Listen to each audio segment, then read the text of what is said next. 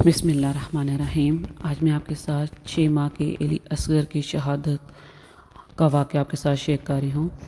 7 محرم کی تاریخ تھی جب فوجیں ادھر سے ادھر اپنے گھوڑوں کو دوڑا رہی تھی۔ انہوں نے گھوڑوں کو اتنا تیز دوڑایا کہ زمین جو تھی وہ ہلنے لگی۔ بیبیوں کے دل دہل گئے اسی فکر کی وجہ سے اور اس خوف کی وجہ سے علی اصغر کی والدہ کا دودھ خشک ہو گیا۔ امتحان تھا نا، امتحان تھا۔ ہائے مظلومیت بھی دیکھ لو اور انتہائی ظلم بھی دیکھ لو۔ بچہ پنگوڑی میں پڑا ہوا تھا، اس کے ہونٹ خشک تھے مگر رونے کی آواز نہیں تھی۔ 14 دن کا تھا جب مدینے سے روانہ ہوئے تھے، آج 6 مہینے کا ہوا ہے۔ پیاس کی شدت سے آنکھوں میں حلقے پڑ چکے ہیں، ہونٹ خشک ہیں مگر یہ بچہ روتا نہیں۔ کبھی پھپھی کو دیکھ لیتا ہے، کبھی ماں قریب آتی ہے تو اس کو نگاہ بھر کے دیکھ لیتا ہے، بہنیں آتی ہیں تو ان کو دیکھ لیتا ہے، یعنی زبان نہیں کہ کہے کہ پیاسا ہوں، اور روتا نہیں اس لیے کہ غالباً خبر ہے کہ اسے سب ہی نے پیاسا مار دینا ہے۔ امام حسین علیہ السلام اصحابہ کے ساتھ جا رہے ہیں۔ عورتیں اپنے بیٹوں کو سوار کر بھیج رہی ہیں کہ جاؤ جاؤ، آج قربانی کا دن ہے، حسین پر قربان ہو جاؤ۔ جناب رباب جن کا بچہ ہے یہ، جس کا نام ہے علی اصغر، کبھی بچے کی طرف دیکھ کر کچھ سوچتی ہیں اور کبھی گود میں لے کر ادھر ادھر ٹہلتی ہیں۔ جناب رباب نے یہ دیکھا کہ جناب زینب اپنے بچوں کو کس طرح میدان جنگ میں بھیجا اور ان کی لاشیں آئی۔ جناب رباب نے یہ بھی دیکھا کہ کس طرح قاسم کی لاش خیمے میں آئی۔ یہ سب ہو چکا ہے، امام حسین علی اکبر کی لاش لے آئے ہیں، حتیٰ کہ جناب عباس کی لاش کو دریا کے کنارے چھوڑ آئے ہیں۔ اب کوئی نہ رہا، جب کوئی نہ رہا تو میدان میں آئے اور فرماتے ہیں، کوفے اور شام کے رہنے والوں، اب میرا کوئی نہیں رہا، اب میں اتنا زخمی ہو چکا ہوں کہ زندہ نہ رہوں گا، ارے تھوڑا سا پانی پلا دو ان لوگوں کو۔ جو جوابات تھے وہ آپ سے کیا عرض کروں۔ ایک مرتبہ یہ آواز آئی، یہ آواز دیتے ہیں اور تمام احجت کرتے ہیں۔ عاشوراء کے دن یہ آواز آپ نے 2-3 مرتبہ دہرائی، کوئی مددگار ہے جو اس وقت میری مدد کو آئے، کوئی فریاد رسی کرنے والا ہے جو اس وقت میری فریاد رسی کرے۔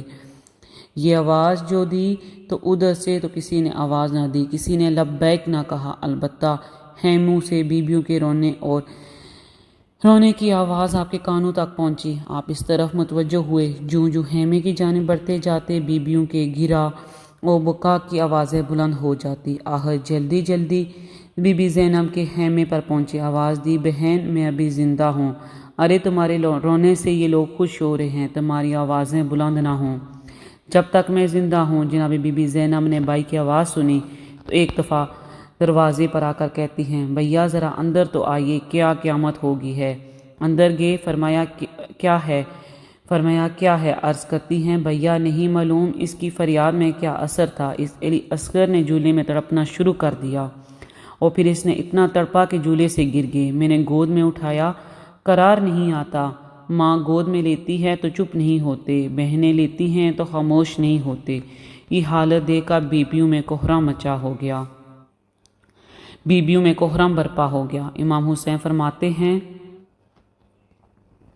ہاں بہن میں سمجھ گیا ہوں، ان کو تو میں لایا تھا اور سوچ سمجھ کر لایا تھا، اچھا تو بہن میں ایسا کرتا ہوں، اس کو لے کر جاتا ہوں، پانی مانگوں گا۔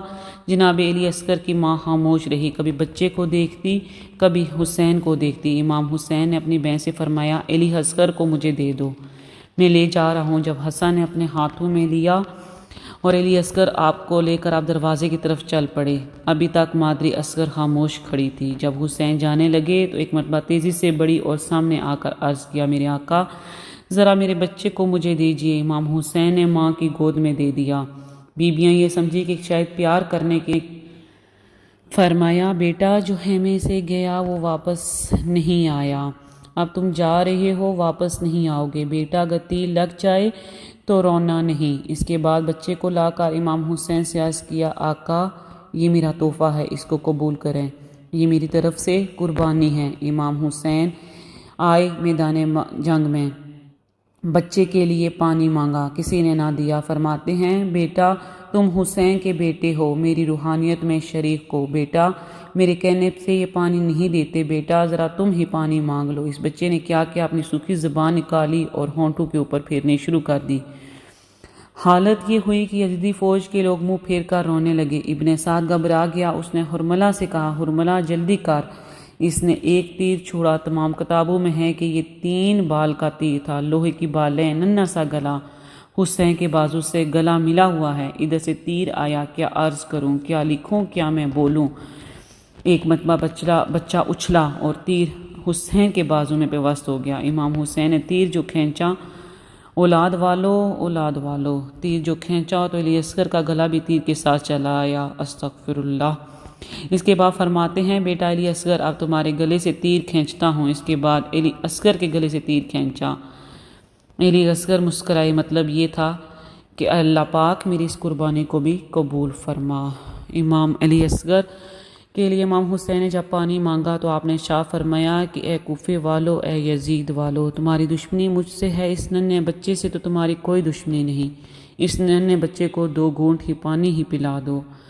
مگر یزید کی فوج کو ذرا بھی رحم ترس نہ آیا۔ اس نے یزیدی لشکر سے حرملہ نے وہ تیر پھینکا جو حضرت علی اصغر کے جا کے حلق میں لگا اور حضرت علی اصغر شہید ہو گئے۔ ایسا منظر قیامت تک نہ کبھی کسی نے دیکھا ہے، نہ کوئی دیکھے گا۔ حضرت امام حسین کا صبر آزمایا گیا۔ حضرت امام حسین اپنے صبر پر پورے اترے اور حضرت امام حسین کا صبر، اس جیسا صبر اس کی تاریخ میں مثال نہیں ملتی۔ قیامت تک ایسی کوئی قربانی نہیں دے سکے گا۔ حضرت مولا حسین نے حضرت علی اصغر کا خون آسمان کی طرف پھینکا، آسمان نے لینے سے انکار کر دیا۔ علی اصغر کا خون زمین پر پھینکنے لگے، زمین نے بھی لینے سے انکار کر دیا۔ حضرت امام حسین نے وہ خون اپنے کرتے مبارک پر لگا لیا۔ حضرت امام حسین نے اللہ پاک سے ارشاد فرمایا، اے اللہ پاک حسین کی اس قربانی کو بھی قبول فرما۔ کروڑوں بار درود و سلام اس ہستی پر جس کے صبر کی کوئی مثال نہیں، جس نے اپنا سارا خاندان، اپنا سارا کنبہ قبیلہ 6 ماہ کے علی اصغر سے لے کر جوان علی اکبر تک تمام خاندان کو اس نے دین پر قربان کر دیا۔ سلام ایسی ماں کے بیٹے پر جس نے دین کی خاطر اپنے وجود کے اپنے خون سے قربانی دے دی۔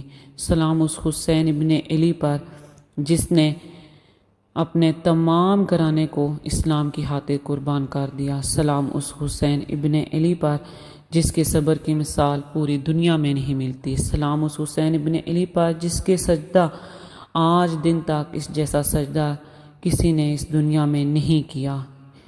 ایسا سجدہ حسین ابن علی نے کیا جس کے سجدے پر خرو نے بھی رشک کیا، فرشتوں نے بھی رشک کیا۔ سلام حسین ابن علی پر۔